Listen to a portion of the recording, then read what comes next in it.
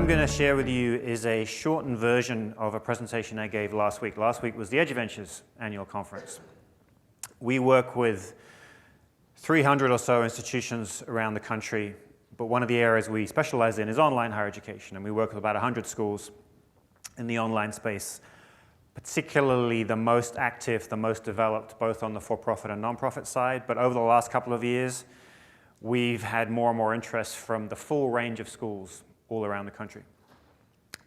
One of our flagship publications is the Online Higher Education Market Update. Our last iteration came out at the beginning of this year. We're going to be updating it again in the fall.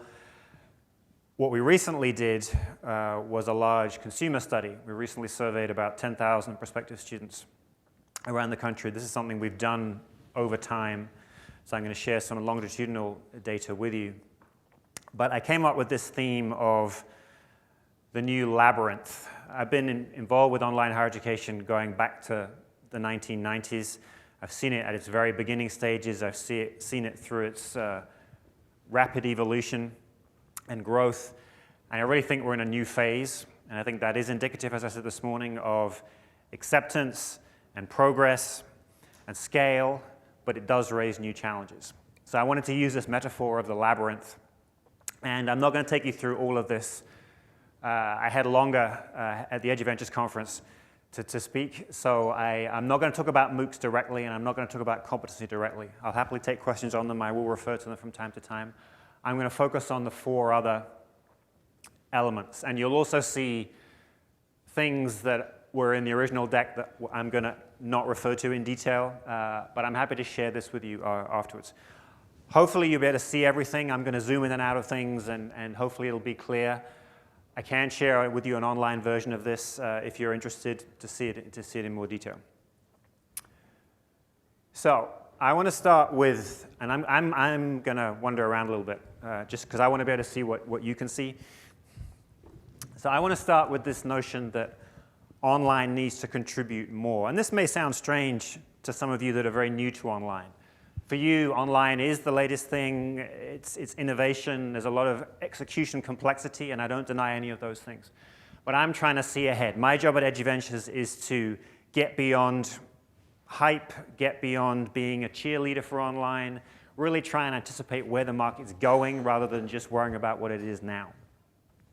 So I'm really trying to push the envelope. I'm really trying to push your thinking as to where online may go, may need to go, rather than just, let's just get organized right now and make the most of the current opportunity. So, in my view, online has been very pleased with itself for lifting ultimately pretty small weights. Meaning, we've got our courses and programs up online, we're emphasizing convenience, we're being adult-friendly, we're being military-friendly. And in the early days, those weights feel pretty heavy because our online muscles are pretty underdeveloped. But I would argue that now that hundreds of schools are in the online market, everyone's saying we are convenient, we are flexible, we understand adults, we have career programs, we're military-friendly. And we've seen strong policymaker pushback. All that regulatory stuff over the last few years was ultimately, I think, aimed at the rise of online. Online clearly resonates for the consumer. It's popular. It makes higher education practical. But we're not quite sure of the outcomes. What's the ROI for the student? What's the ROI for the taxpayer? So we're getting more pressure there. And we're getting new competitors, different versions of online, courses as opposed to programs, free as opposed to expensive. The top brands are getting involved. We've got competency. We've got adaptive learning. We've got MOOCs. Endless noise around what does it mean to succeed online. So I would argue that it's starting to feel more like that. The weights are getting heavier, the expectations are getting grander, and to compete, to thrive, let alone to innovate, is really starting to become tougher. But again, this is to be expected. We shouldn't expect the market to somehow be static. So I'm going to walk you through some key themes that I think are obstacles in this labyrinth. But let's start with what are we trying to achieve here? What's the prize? What's the goal at the center of this maze that ultimately we're trying to get to? In my view, I would define it like this. I think what we're aiming for with online higher education is the following 5 things. for individual schools to really have a distinctive, mission-driven online brand, not online on the periphery, online as some sort of cash cow over here. That works up to a point, but in a crowded market, that's less and less viable. Integrating online, letting online add value where it can add value, but equally not allowing online to colonize things where it can't add value. Really making online part of who the institution is, respecting the legacy, but also enabling the legacy to grow. And I'd say very few schools could put their hands on their heart and say they've achieved that yet. Second, we want to be in a situation where faculty don't just tolerate online, don't just do it because you tell them to, but actually embrace online precisely because it is seen as rigorous, timely, and it's impactful for the student. Students actually thrive through some input of online in their experience. And I'd say today, most faculty, schools we visit, there's still so much ambivalence and debate and confusion about is it high quality, is it appropriate, is this some threat to my livelihood? There's still so much noise around this term online, which ultimately drags everything down and slows everything down. The cost issue, this is particularly sensitive. In the early days of online, back in the 90s, there was a lot of hype about online could dramatically lower the cost of instruction. We can have dramatic scale. It was sort of MOOCs before MOOCs were even thought of. And that quickly fell apart. It was unrealistic. It was premature. And many schools, particularly on the public side, have been pretty conservative when it comes to pricing online programs. They tend to price it much the same, particularly at graduate level. If you're a higher-priced private school with pretty high ground-based tuition, then sometimes you've leveraged online to lower price, although in many cases you haven't necessarily lowered cost. You may actually have increased cost, precisely because there's inconsistency around who does what. The division of labor may not be very rational. Faculty may have perhaps too much freedom to experiment and create versions of online. There may be special incentives that add cost rather than reduce cost. Ultimately, in my view, if online is to break out of being just distance learning, adult students, this thing on the side of the core of higher education, then online has to address this fundamental cost barrier. If technology can't address cost reduction in higher education, which is such a core friction for students and policymakers, if online can't do it, I'm not sure what's going to do it. But so far, understandably, schools have been more concerned about ramping up, getting buy-in, and that, I think, has actually hindered the potential to lower cost. But I really think we should, and I'll come on to it later, there's a lot of evidence as to how you can both raise quality and lower cost simultaneously, but that raises so many sensitive issues. Most schools, I think, understandably up to this point, have said, we're not going to get into that. That's just too complicated right now. But I think online has to add value there, otherwise it's going to be marginalized. We want healthy enrollment growth. If you're new to online, if you're a smaller school, you may still feel like online is a way to easy growth. But we're seeing in terms of the big for-profit schools, many of the established nonprofit schools, enrollment's either going down, or it's very, very flat, or it's much, much smaller than it once was. They're experiencing competition often from the likes of you that wasn't there a few years ago. But as was said this morning, everyone is going to start to feel the effects of a maturing market. If a market's runaway growth, supply increases and that growth slows down. I mean, it's just supply and demand. But ultimately, what do we mean by healthy enrollment growth? What does steady state growth mean in an online environment where the delivery mode's always been associated with double-digit rapid growth, transformative growth? Online is bound to start to mature in terms of that steady state, few percentage points. And equally, what do we mean by online selectivity? Insofar as the market's fragmenting, localizing, we're getting different versions of online starting to appear, different schools involved. What would it mean to have a selective online program? If the market isn't expanding as fast as supply, what would it mean to say we want certain types of students, students who might be a better fit or be able to pay or might retain at a certain level? There could be all kinds of possibilities there beyond just more and more students. And then finally, I think we want to get to a situation where online is unambiguously praised by the media and by policymakers, rather than this sense of, yes, it's new and exciting, but we're not really quite sure what the ROI is. We're not quite sure what the cost reduction benefit is. There's still, I think, too much noise and uncertainty about the broader contribution online ideally could make to the big challenges facing US higher education, which are it costs too much, it takes too long, too many people drop out, and we question the quality. I would say online, at the moment, glances at those things. It doesn't directly address them. And I would argue that if online is to continue to grow and expand in reputation and size, it has to hit those big challenges much more directly than it does now. So I think that's what we're aiming for. I don't think that's a description of online higher education at national level or even institutional level in most cases. But to me, that's the prize. So what stands in the way, for example, are things like this. So I'm using the Greek myth metaphor here. I would say that at the moment, schools active in the online market look rather like a chimera.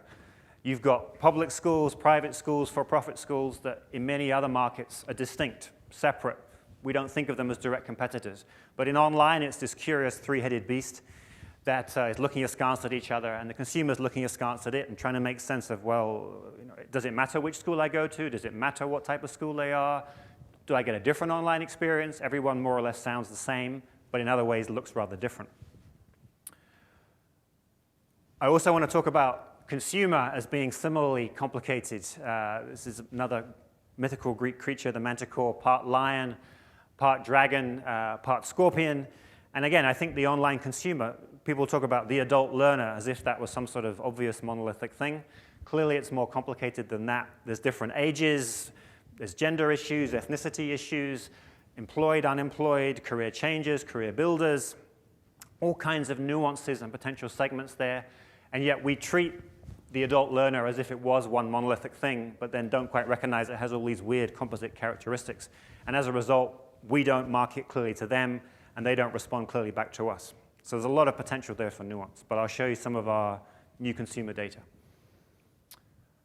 Then I want to talk about faculty. This is faculty as Odysseus, who, among other things, took 10 years to go from Troy back to home. And I want to use this analogy for how the typical faculty member thinks about online higher education. It's typically seen as this epic, unending journey full of all kinds of trials and tribulations, intellectual property, division of labor, technology, instructional design, all manner of different things. This is the exasperated faculty member sort of looking to the heavens saying, what on earth is this venture I'm on? I think that the faculty relationship to online is at the heart of what online needs to do to start to add more value, contribute more, and I'll come on to what I mean by that. And I thought this next thing sort of captured it. Odysseus, use GPS? Why didn't you use technology to get where you wanted to go? And I think you'll see that theme is in a sense at the heart of my argument, making more rational, deliberate, consistent use of technology and pedagogical techniques as a faculty member, rather than this epic lone voyage, you on your own against the world, which is the more typical model. So let's start with some data on the competition. Some of these things you're not going to see. I'm not going to show you those strange images in the middle there. But I'm going to start with this. Now, this is not online students. This is higher education enrollment for the US overall, and year-over-year growth. And you all know this, I think, but it's worth pointing out that we're in a rather unusual situation. Because of demographics, because of socioeconomic change, US higher education has been growing steadily from the 90s until 2010. And in the last current recession, it grew particularly strongly, as it tends to do. But fall 2011, and then even more so in fall 2012, we saw a net reduction in the absolute number of students in US higher education. Now, as I say, that hasn't happened since the 1990s. You have to go back to the 1980s to find 2 years in a row when higher education shrank. And you have to go back to the 1950s to find a single year when higher education shrank by as much as 1.8%. So we're in rather unusual territory here. It wouldn't surprise me at all if higher education shrinks again this fall. The early data we're seeing from the National Student Clearinghouse suggests that that trend is continuing. And most importantly for this room, adult learner numbers are crashing faster than traditional age numbers. So it's not as if somehow the demographics have changed. Traditional students are going down for demographic reasons and adults are going up because the adult demographics are much better than they used to be. In fact, the opposite is happening. So we should recognize that we're in a developed, maturing market. There's another slide I'm not going to show you, but over the last 20 years, the absolute number of adult undergraduates aged 25 to 44 grew 50%, similar with graduate numbers, when demographics were essentially flat. So we've had dramatic increases in participation among adult learners, the sweet spot for online programs, over the last 20 years. And we should at least be cautious about the idea that that participation rate will just keep on growing forever. We've actually already stimulated the market in an unprecedented way to an unprecedented level. It's true that most adults still don't take part in higher education.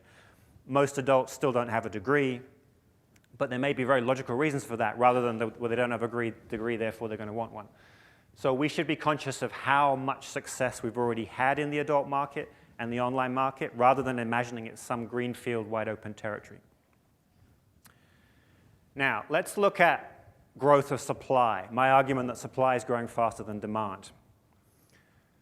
I'm going to show you data on 3 different types of schools. The first is 10 schools that are very big, established players in the online market, for-profit, non-profit, long established, many programs. If you just count those 10 schools alone, in 2010, they had 529 online programs between them. This is just credit programs, degrees, certificates. Fast forward to today, they have 745 online programs. I'm citing here examples like Indiana Wesleyan, more or less doubled their online programs over that time. Colorado State University Global Campus, similar doubling. 41% increase over that time. If we then look at 10 schools that I would describe as modest online players, meaning they had 1 or 2 programs in 2010, but it was very bottom-up, small scale, faculty enthusiasts, wasn't strategic. Across those 10 schools, they had 15 programs, 1.5 average between them, very modest. If you fast forward to 2013, there are 41 programs. Still modest, they're still ramping up, they're still not very centralized or strategic in what they're doing, but definitely more and more involvement. And the range of institutions, you've got small, private, regional liberal arts colleges like Elmhurst College, you've got top brand name institutions like Northwestern getting into this space for the first time. And then the third category is 10 schools that in 2010 had no online programs at all. And that's still, by our estimate, still around 40% or so of degree-granting schools in the US still have no online programs. Most of them have online courses, but few have programs. By 2013, these are randomly selected 10 schools that we track over time. They went from 0 to 23. Now, I should point out that 8 of those 10 still have 0. So still the bulk of those schools, they're often specialized schools or schools that are so much about the physical student experience that online still feels like a bit of a stretch for them.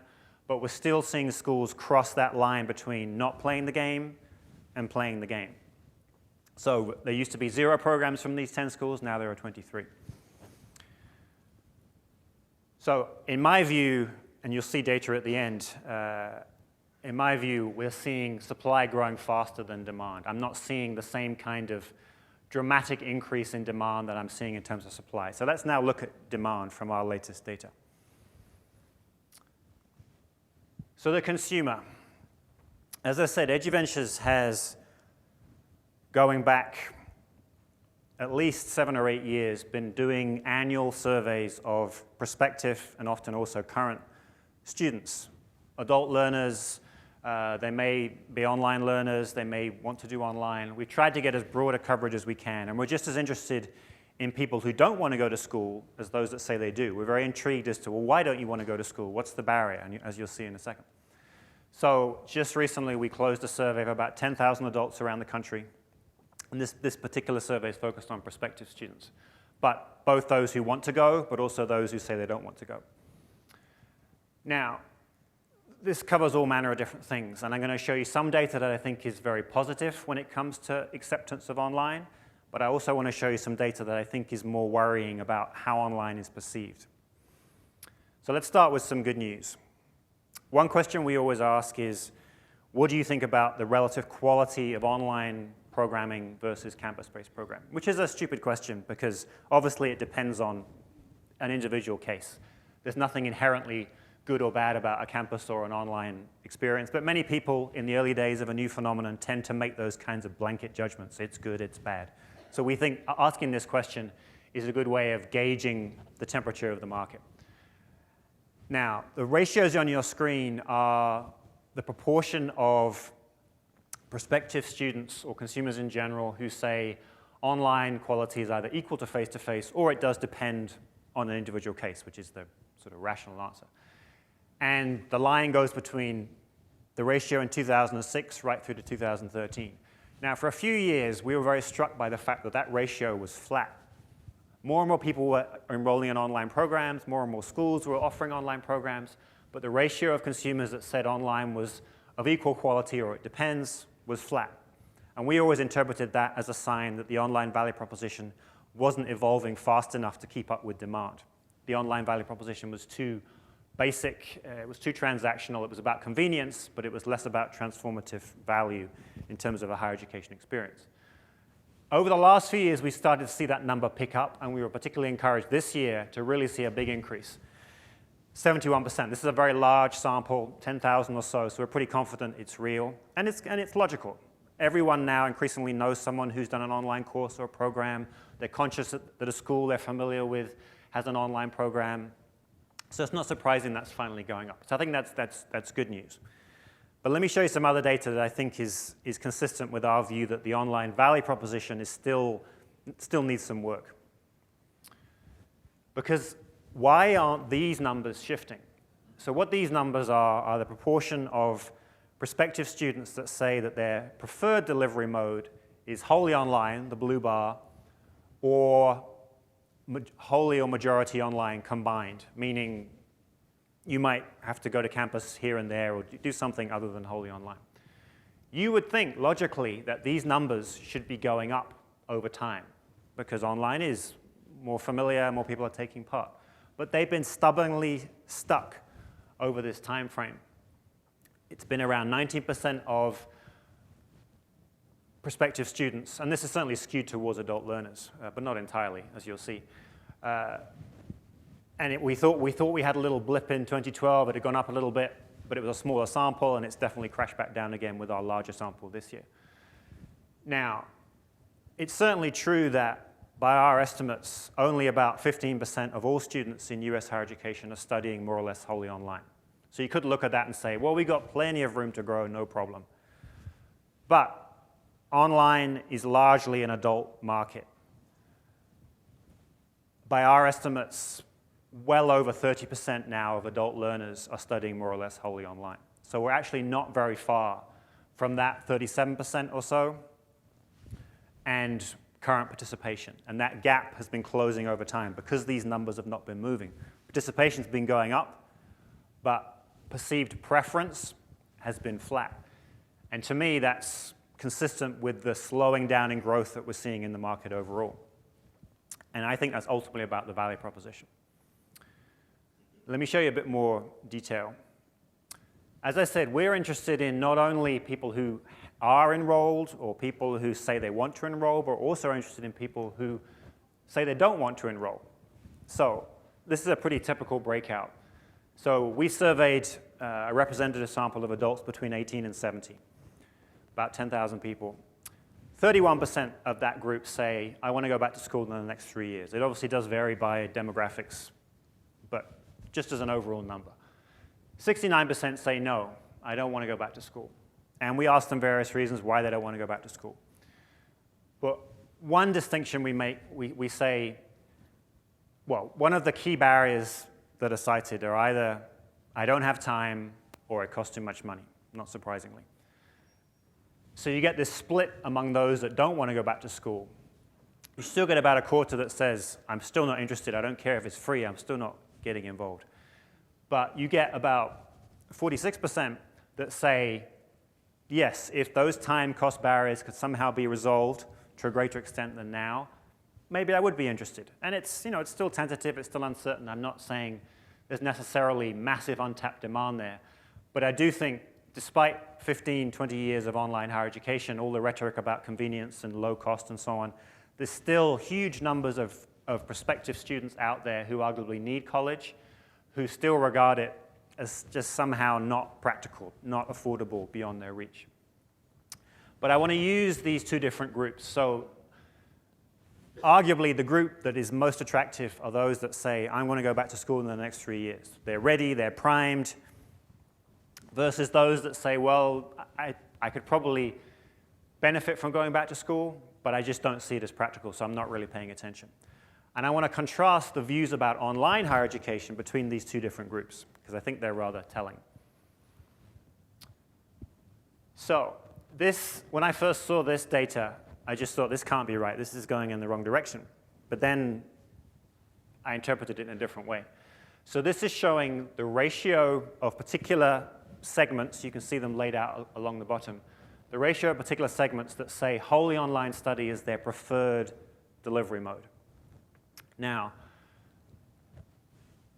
the people who say, I'm only willing to enroll in higher ed if you can really sort out this time and money thing for me, 23% of those folks say wholly online is their preferred delivery mode. Perhaps not surprising, because they do have that sense that online means I can somehow juggle work and family with study, and it's probably going to be, at least indirectly, less expensive. But the more attractive the prospect, the lower the interest in wholly online. So for example, the overall interest, as we saw, was 18%. If you control for credential of intent, you add associate, it goes down to 17. If you control for the sweet spot by age, 25 to 54, it goes down to 14.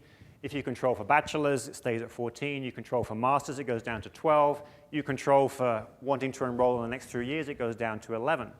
Now remember, about 15% of all students are in the online space. Our sample certainly skewed towards adults. But in my view, we're seeing a curious thing. So obviously, we've embraced the non-traditional student. That's where there was a lack of supply. That was where there was insufficient institutional attention, particularly as the number of traditional students was booming through the 1990s and over the last decade. But why is it that online seems to appeal more strongly to prospects that are less decisive and have less time and apparently less money? I think some skew in that direction is inevitable because we're trying to broaden participation. We're trying to reach people for whom the conventional higher education system just doesn't work.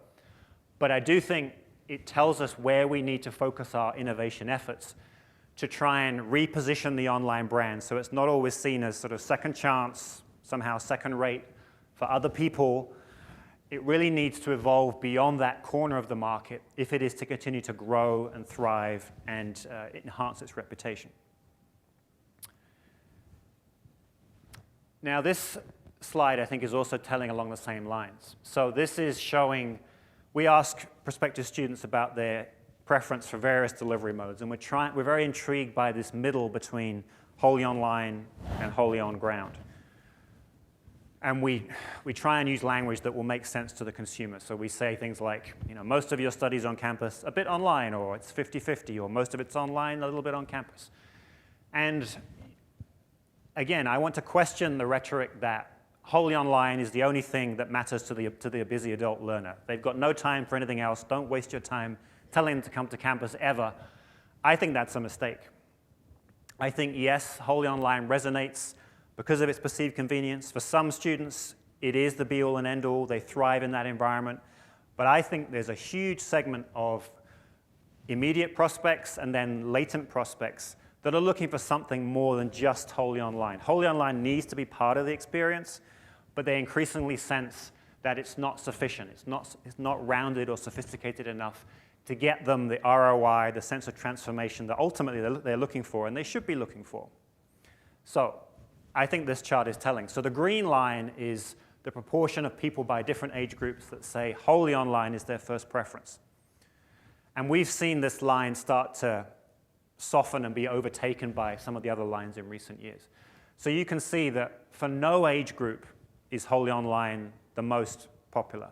It's certainly strong, it's competing, but other options, various kinds of blend, even mixed between campus and online, most online, some on campus, for many age groups actually overtake that wholly online option.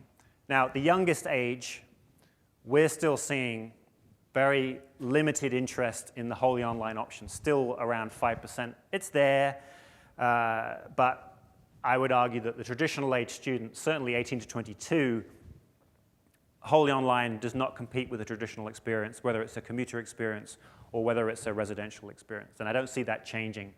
And I think that does tell us something about the nature of online study, because online study today can't really compete with that traditional campus. And the adult doesn't really want the traditional campus very often, but they often want something of that legacy experience that wholly online, at least today, I don't think can give them. So in our view, we're still not seeing much enthusiasm among traditional age prospects for wholly online. We're seeing a lot of enthusiasm for versions of online, including wholly online, in the sweet spot of adults. And then once you get past 65, the sort of career imperative tends to die away, and more interest in campus and sort of experiential learning for its own sake. So in my view, there's a big gap between consumer interest in different versions of online, blends between online and campus, and the reaction and strategy of many schools, which is to buy the argument that adults only will tolerate wholly online and to get into what's already a very crowded, commoditized space. So I think there's real opportunity to leverage online in very particular strategic ways. It may still be 90% online, 10% on ground, something like that. But I think this is a real opportunity for schools that, for the reasons I outlined earlier, often struggle to integrate online on campus because it's seen as such this curious alien thing. Hybrid allows you to soften that impact. I think hybrid also allows you to influence faculty in a more positive way, so they're not having to jump from what they're used to doing to something completely different. And it's a way to differentiate. It's a way to embrace the localization of the online market. Now we have hundreds and hundreds and hundreds of schools all over the country offering online, but because they're offering wholly online, they're implying that location doesn't matter. They're implying that where you are as the student, where you live, and where the school is, doesn't matter because it's wholly online. You don't need to come to campus. The campus is somehow irrelevant for the student. I think in a crowded market, that's a mistake because increasingly your students are local because you have a brand advantage in your locality. And to hold on to those students, to avoid them imagining, well, apparently it doesn't matter where the campus is relative to where I live. Why don't I try and get into some school in some other part of the country that may have a better reputation or maybe more affordable or whatever it is? It doesn't matter where I am. I think that's a mistake, both from the student's point of view and particularly from the school's point of view. So I think it's a way of embracing the localization, the fragmentation of the online market for campus-based schools is to embrace this consumer interest in hybrid and to offer very compelling yet discrete versions of a campus experience. That could be about faculty interaction, it could be about student interaction, it could be about interaction with local employers and professional associations. It could also be almost a social experience. It could be bring your family. Many of you live and work, your campuses are in very attractive, compelling parts of the country. It could be rural, it could be a big city, it could be all kinds of different things. I think that is still very, very important. And I think the consumer wants it. It's inarticulate, it needs to be shaped. But again, I think online schools or schools operating in the online market worry or are too much led by what they think the consumer wants and are less willing to shape what the consumer wants. I think consumers look to schools for guidance as to what makes sense for them as much as they have some clear-cut view of what they need and they're not going to tolerate anything different. There's a balance to be struck, certainly, but I do think this idea that the online student or the adult learner will only tolerate certain things, don't bother trying to influence them any other way, I think is a mistake, and I think this data supports it.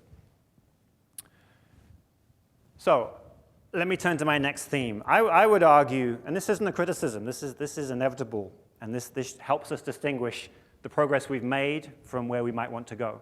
I would argue that today's online higher education is like a 1980s cell phone, meaning it does certain basic things. It's an advantage over the prior model of a phone you had to stand there next to the thing that stuck into the wall. But it's clunky, it doesn't have many features, it's heavy, it's a little, people might make fun of it. I think that's how we should think about online today, and then think about what a cell phone means today in terms of its sophistication, its elegance, its design, all the different things it can do, and even that obviously isn't the end point. There's endless possibilities beyond that. So I think if we a little modest about how we assess our achievements so far, which are significant, but think about what it would mean to be transformative beyond where we are, then I think we have the right mindset. So let me show you what I mean. So let's talk about faculty, because I think this relationship is fundamental to the extent to which online can make progress on this front versus maybe rather stuck. Now, another report we're about to put out was an examination of this intersection between online technology and online pedagogy or instructional design. One part of that report looked at 20 leading schools in the online space, schools that are big, established players, both for-profit and non-profit. And we wanted to see how do they position to the market their online instructional model and related technology. Are we seeing a lot of differences? Are we seeing particular vendors highlighted? Or what? Our take is that we saw very, very little in terms of specifics, and we saw a pretty vanilla, commoditized emphasis. Let me take you through some key points. Still, in terms of talking about the quality of the online experience, there's a lot of deference to the campus, meaning online, or quality is defined in terms of campus-based learning. Online is justified because of its similarity to campus-based learning. And there's very little attempt to specifically call out what you can do online that you can't do face-to-face, or why online might be more appropriate rather than just trying to keep up with this conventional notion of quality. And again, in the early days of a market, you expect that. You have an established benchmark. The new thing has to justify itself relative to that benchmark. But I think today, 20 years into this market, where everyone is offering online more or less, we need to start supporting and justifying online in its own terms rather than only with reference to the traditional campus. Another feature was this. More or less every school makes what they claim to be very distinctive assertions about their online experience. They use a leading-edge platform, but it's Blackboard. Or they our experience is particularly interactive, but it's standard text-based discussion. And again, I'm not trying to be critical here. I'm just saying that there's a lot of schools asserting differentiation when differentiation doesn't exist. And for the consumer, and the consumer isn't doing what we do at Eduventures. They don't rationally look at all these different schools and make judgments. They may be only look at one or two. They may be taken in by someone they know or whoever calls them up, and that's fine. There's some efficiency to that. But I think there's so much potential for schools to start to differentiate what they offer online, how they do online, rather than just say, well, we're online, we've got differentiation sorted, come to our school. That used to be a winner 10 years ago, 15 years ago, but now it's just noise. Quality by proxy. By that I mean that schools will say things like, well, we're high quality because we have a traditional campus, or we're high quality because one of our faculty members won a Nobel Prize at some point, or we're quality because our traditional faculty teach in the online program, or we're high quality because we have small class sizes. Various things that are not necessarily irrelevant, but don't get to the heart of the matter, really say nothing about the actual online specific student experience. They could apply to the campus-based experience just as much as the online. No online brands and writing alone.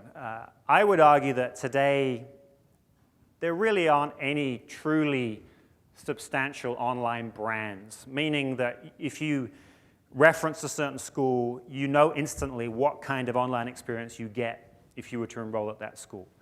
All you would know is, well, I kind of know what online learning means. It looks like I'll get that. That's not an online brand to me. I think we're at the very early stages of moving from the ramp-up phase, everyone getting online, sorting out basic execution, to actually having some sort of shakeout, if that's possible in higher education, which is one of the issues. But certainly in other industries, you would emerge with a few genuine brands, true scale, raising barriers to entry, and you have a reasonably strong sense of what it meant to study here versus there. And we just don't have that right now. And writing alone refers to I think, quite a striking finding that even amongst the most developed schools in the online space, we found very few references to particular technologies or particular vendors. You'd occasionally have the LMS named, but you would very rarely see, we're using this particular tool. Very few other schools are using it. It has these particular pedagogical benefits. Or in this field or in this industry, using this technique really allows us to engage students or really allows us to encourage certain skills. Nothing like that. And there may be more going on behind the scenes than is visible to the market, but it's very striking that the way schools have built their online businesses, even if it does involve a vendor of one kind or another, haven't chosen to make that a point of differentiation to the market. And as you'll see, in the last couple of years, there's been a real burst of new vendors focused on online pedagogy instructional design. And part of our report looks at 25 of those that we think are particularly interesting, and I'll show you some in a second.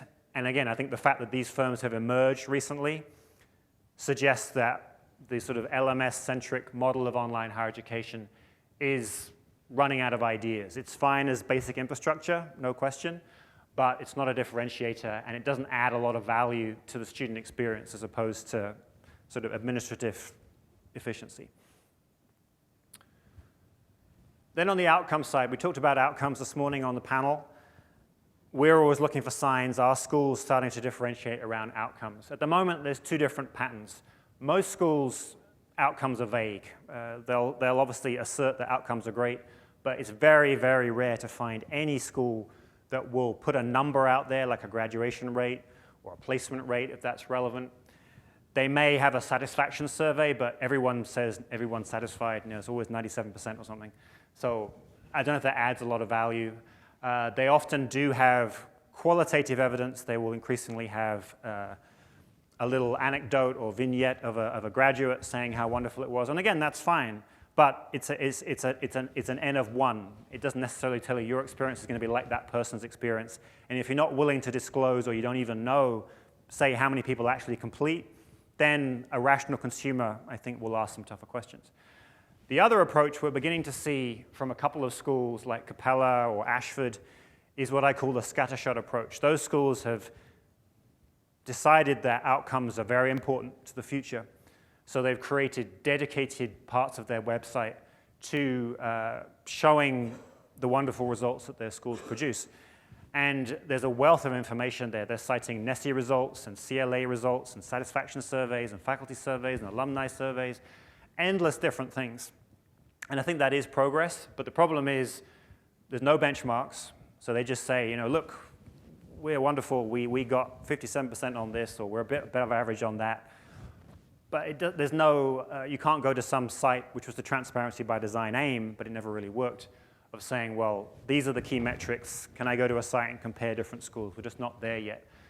So these schools that have tried this approach, it is progress, but they've added noise to the space as much as anything. They're throwing their hat in every single direction and just trying to prove value based on volume of metrics rather than finding the right metrics and actually benchmarking against comparable schools.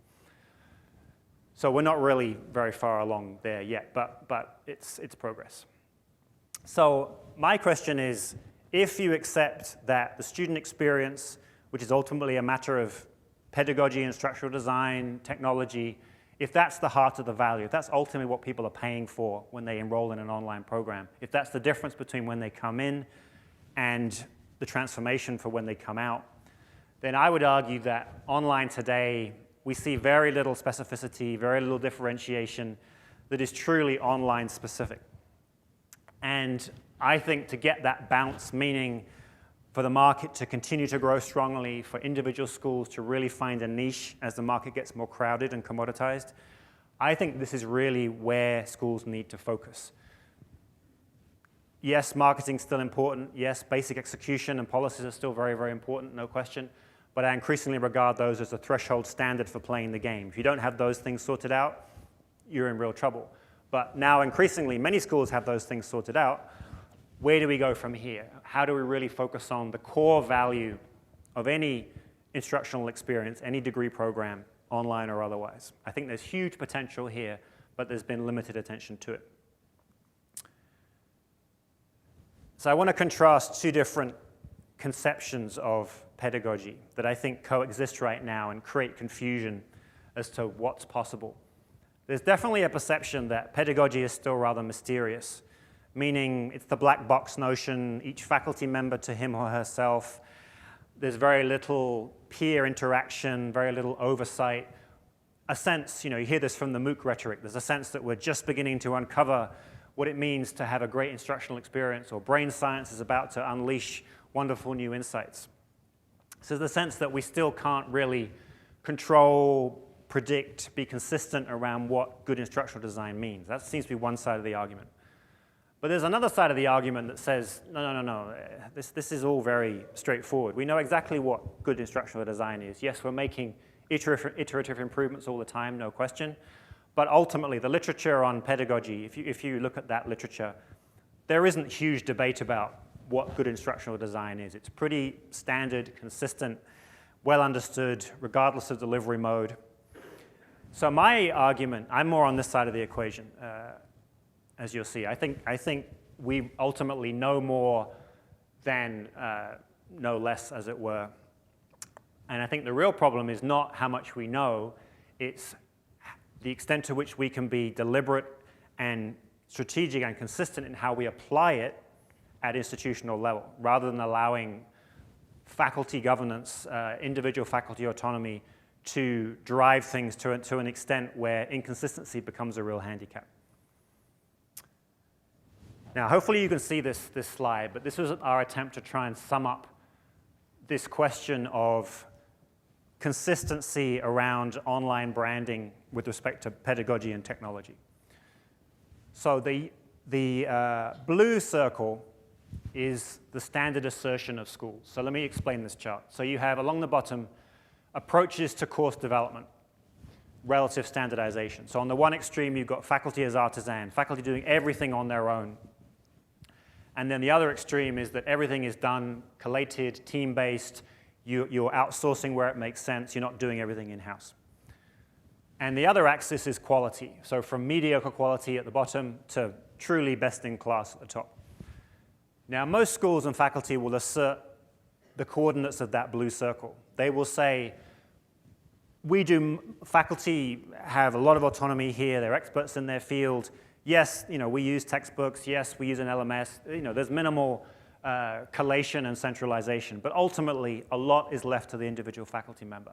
And they argue that as a result, we achieve best in class. Now, I would argue that combination in a mass higher education system, 1.5 million faculty members in this country, I would argue that coordinate is really improbable, that you cannot achieve with that amount of decentralization and lack of consistency and lack of coordination, you cannot consistently achieve best in class. You do sometimes, no question. There are some faculty members for whom it will be a crime to try and constrain them and put them into a box. But I think for many faculty members, a bit of boxing would be quite helpful. So I think the reality is more like that yellow circle, that they're right about the extent of faculty as artisan. It is pretty far to the left. But course quality is often, as a result, somewhat mediocre. Now, the reason schools and faculty don't want to move further to the right is that red circle. They fear that if you limit autonomy, you will somehow lower quality. They worry that the more you standardize, somehow the more vitality you take out of the experience. And there's obviously some risk to that, no question. But I think, logically, what we can learn from other industries is that the green circle is really what we should be aiming for, which is there are clearly many, many benefits from selective strategic standardization around course design, course materials, assessment, instruction. You don't want to completely standardize it. You want that live interaction. You need that real person in the classroom, whether online or otherwise. You want that idiosyncrasy to come through. But there's a lot of untapped benefit there, I think, in terms of how the course is created, who creates it, what materials are used, the fact that we have thousands of different versions of otherwise pretty similar courses, particularly at the lower division undergraduate level, I think is really inefficient and unnecessary. But we confront this culture of faculty autonomy that just, again, some of it's real, some of it's perceived, some of it's driven by a vocal few rather than the mass of faculty. But I would really argue that the key to taking online to the next step is to see whether we can achieve greater consistency in terms of the instructional experience, which will allow us to differentiate and allow us to brand. If we can't achieve that consistency, then it's very hard to brand anything if you can't brand inconsistency. And yet, ultimately, that's kind of the challenge that many of you face. So I think for online higher education to move forward at scale, it really needs to move beyond faculty as artisan. Faculty as artisan was, I think, essential to allow that culture to grow in the online space. Otherwise, online wouldn't have taken off. I think it would have been sort of shut down much earlier. But I think today, we're increasingly open to that conversation in a way that we weren't before. So my final section is on this technology pedagogy question. And I'll continue this theme of consistency. Now, are any of you aware of an organization called the National Center for Academic Transformation? Just a couple. Okay, your reaction is consistent with what I'm about to show you. This is an organization that has been around since the 1990s. It's led by someone called Carol Twigg. And her mission, and she's received large grants to do this and worked with many institutions, her mission is to demonstrate how you can leverage certain technologies, certain pedagogical techniques to do the notionally impossible, to break the iron triangle, to simultaneously increase access, lower cost, and improve quality. And she has on her website masses of empirical evidence as to how you can do all those things. She's focused on course level. They typically haven't been wholly online courses, but technology has been key to it. And she's worked with a huge range of institutions across the country, wide range of disciplines. It's been undergraduate, lower division, so it doesn't tackle everything. But in her view, and I think she's right, this approach could be applied at any institution at any level, even at program level. Now, you would think, and I think this was her argument, is that if we can only demonstrate the values of these techniques, how to apply them, then it'll start to take off. It'll start to snowball. Schools, faculty will start to say, well, yes, we should do these things. This is good for the students, good for the school, good for the taxpayer. This is all very logical. But just this year, she put out a newsletter basically pointing to a change of course. She said, as you'll see, things really haven't worked out as she expected. I'm not sure you'll be able to read this, but let me see. She puts out something called the Learning Market Space. This is a newsletter about instructional design and new technologies and things. So as she says, we have done 300 course redesigns over the last 13 years, and we have proved it's possible to improve quality while reducing costs in any discipline, any kind of institution. It is possible to achieve a high percentage of cost savings while improving quality in any discipline at any institution. The cost of offering a particular course, whether low or high, is a result of decisions made by course designers rather than inherent characteristics of the discipline or the institution. Small classes do not lead to high quality, nor do large classes lead to lower quality. Spending more on instructional personnel does not lead to higher quality, nor does spending less lead to lower quality. And then she says, much has changed, or she says, not much has changed in higher education over the last 2 decades with regard to increasing academic productivity. The reason to us is clear. Higher education's leadership seems unable or unwilling to make the kinds of decisions that are needed. They've had lots of recognition, but she argues that college and university presidents appear willfully ignorant of the possibilities that redesign offers and continue to trot out the same old cliches. Now, Carol doesn't mince her words, as you can see. But this is what I'm talking about in my last comments. I think there's a huge gap between what is possible if schools and faculty are willing to coordinate, cooperate, achieve some consistency, and the reality, which is some sort of messy compromise between schools wanting to leverage online and an approach to instructional design and course production that really, I think, gives excessive autonomy to the individual faculty member who's often not best placed on their own to realize the potential that's really there.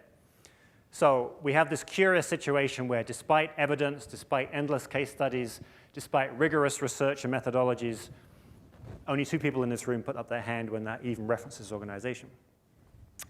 Another piece of evidence that I think points to the problem is, has anyone heard of Merlot?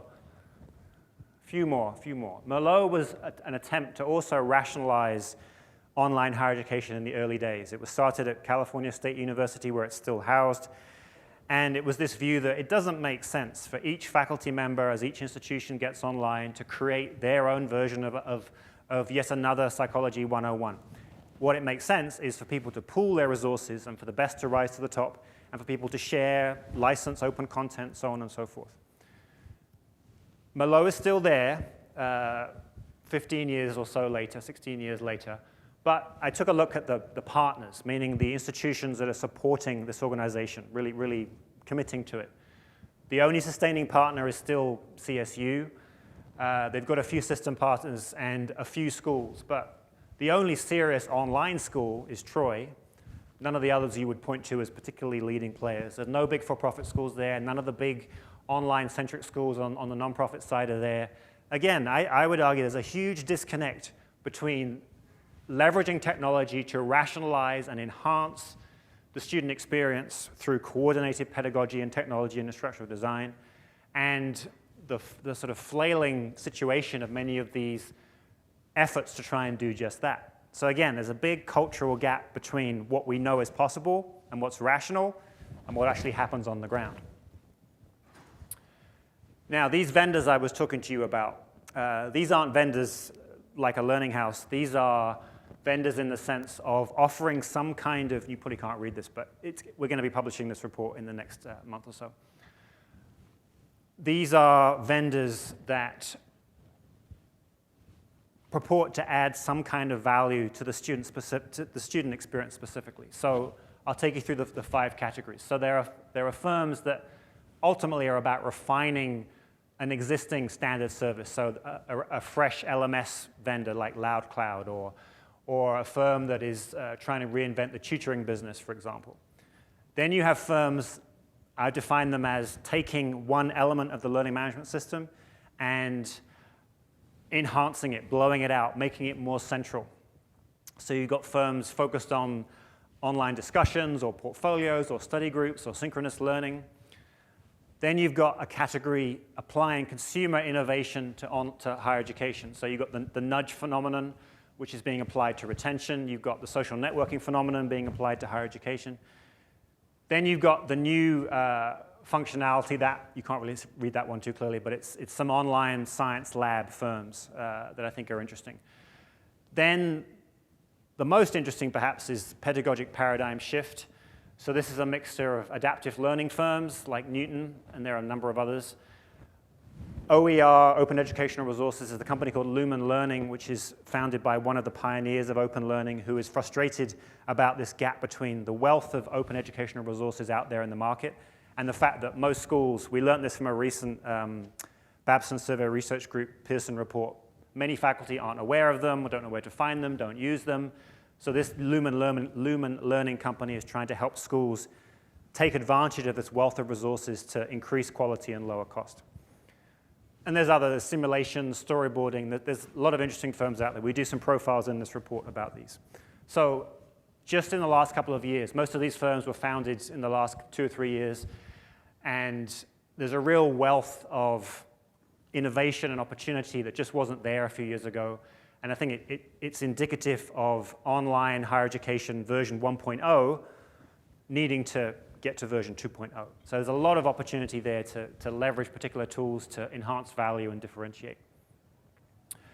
But in many ways, the most leverageable way to differentiate your online program is your campus, I think, today.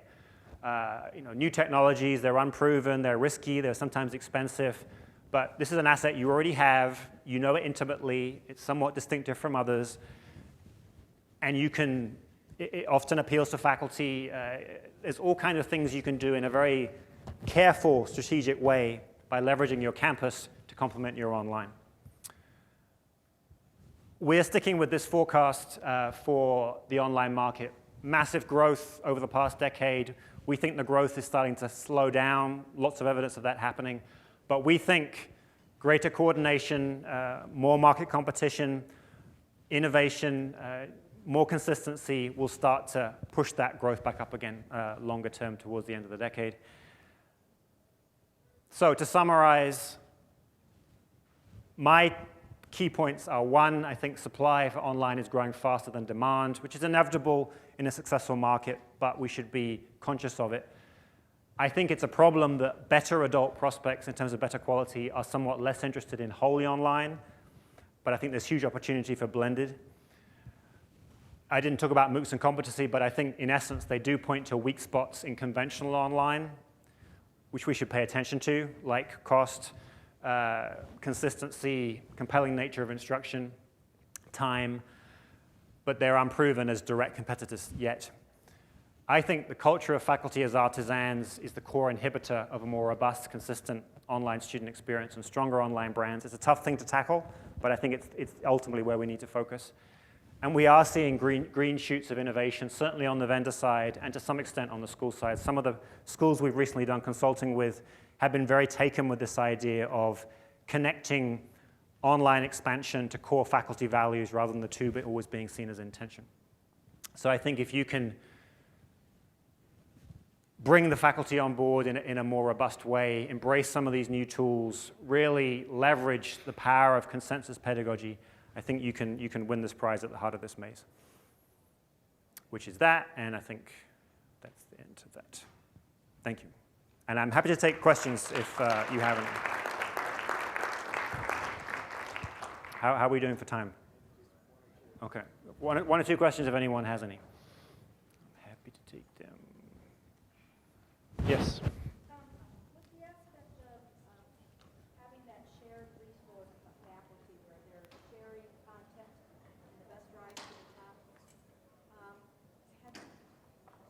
I'm kind of befuddled by the tenure track method. I'm sorry. I'm befuddled by the tenure track method of higher education, where I'm on a tenure track, I've got to do these things that show that I know my stuff, and there's that protectionism value. So how do we my feeling is, okay, getting everybody on board to get past that is where the institution interferes with getting to that prize. And so how do we get, how do we pull at that? Yeah, I agree. I don't want to imply it's easy by any means. So I think it's partly about incentives. Can you diversify the incentives so it's not all about research productivity or whatever the norm is? And that, again, that's easy to say, but schools seem somewhat resistant to it. But I think beyond that, I just think the way online is presented to faculty or the way it comes across could be done in a more strategic way. I think they could more easily connect it. If they are passionate teachers, if they are interested in the welfare of their students, then online done in a judicious way, I think is a value add. There shouldn't be so much negativity towards it, but it's often presented as, you're going wholly online, you need to work with these guys, we're going to train you. And I think it just comes across badly. It just isn't, and it builds up people's resistance. So I think there's as much sort of positioning of online as it is about strict incentives. Because I think ultimately presumably faculty want students to succeed. And if online can be shown to enhance what they do, but equally respect what they do as faculty, then there shouldn't be this friction that there is. So again, it's easy for me to say that, but I think it's partly about restructuring incentives, but it's most about positioning online as about core faculty values rather than some agenda over here that they feel alienated by.